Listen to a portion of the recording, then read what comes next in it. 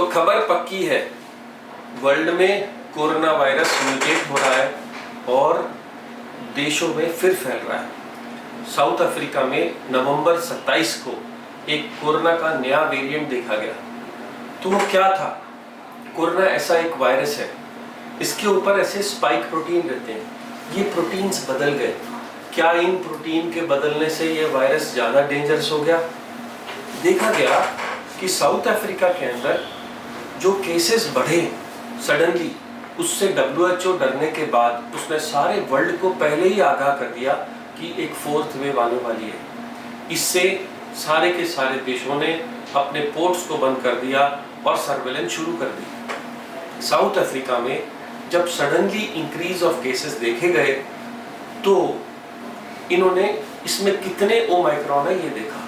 पाया गया कि ओमाइक्रॉन पुराने डेल्टा वेरिएंट को रिप्लेस करता जा रहा है। क्यों करता जा रहा है? क्योंकि अब इस वायरस ने मन बना लिया है कि अब ये लोगों को मारेगा नहीं। अगर ये लोगों को मारेगा तो ये बच नहीं सकता, क्योंकि लोग खत्म हो जाएंगे, फिर ये इन्फेक्ट किसको करेगा।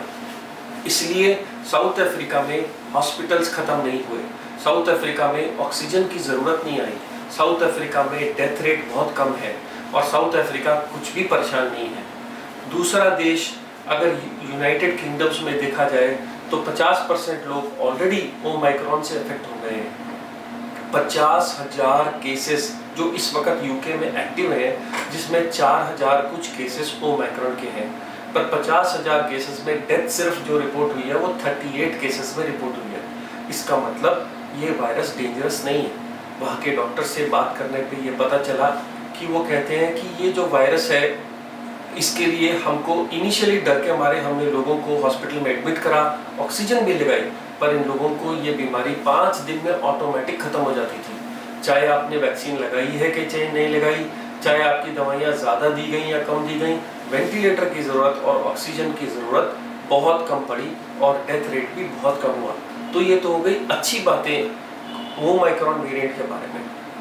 तो क्या ये फोर्थ वेव में कन्वर्ट हो जाएगा? जी, थोड़े केसेस बढ़ेंगे और जो बचे हुए लोग हैं जिनको वैक्सीन नहीं हुआ, जैसे यूके के अंदर 90%, ऑस्ट्रेलिया के अंदर 90%, इंडिया के अंदर 87% लोग वैक्सीनेट हो गए हैं, इसलिए ये वेरिएंट डेंजरस नहीं है। ये सिर्फ इंक्रीज केसेस करेगा।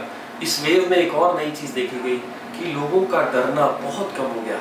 जब आपको ये पहले बोला जाता था कि आपको कोरोना हो गया तो लोग ऐसा समझते थे कि अब मौत करीब है, पर फोर्थ वेव में लोग खुद जरा भी जुकाम बुखार हो सेल्फ आइसोलेट हो जाते हैं। सरकार फटाफट वैक्सीन करती जा रही है। जो लोग घर में आइसोलेट हो रहे हैं उनको अपनी दवाइयों का पता है और उनको ये पता है कि ये वेरिएंट कम डेंजरस है। जो गलत खबरें फैला रहे हैं कि ओमाइक्रॉन आएगा सारी दुनिया तबाह हो जाएगी, वो बिल्कुल गलत है, क्योंकि ये स्टेन ज़रूर है, ये कन्वर्ट ज़रूर हो रहा है, पर बुरे के लिए नहीं, अच्छे के लिए। It is a virus which is of less concern. आप अपने आप को बचा के रखिए, अपने आप को वैक्सीनेट कराइए। वर्ल्ड में जैसे थर्ड बूस्टर डोज की बातें शुरू हो रही हैं, हिंदुस्तान में एक कंप्लीट वैक्सीनेशन के पास जाने के बाद एक बूस्टर डोज भी शुरू होगी और जल्दी ये कोरोना का चैप्टर ख़त्म हो जाएगा। तो it is not a bad virus, but it is spreading very fast and it will not kill the population. मैं डॉक्टर संजीव कुमार हैदराबाद से ओमाइक्रॉन वेरिएंट के अपडेट के साथ आया।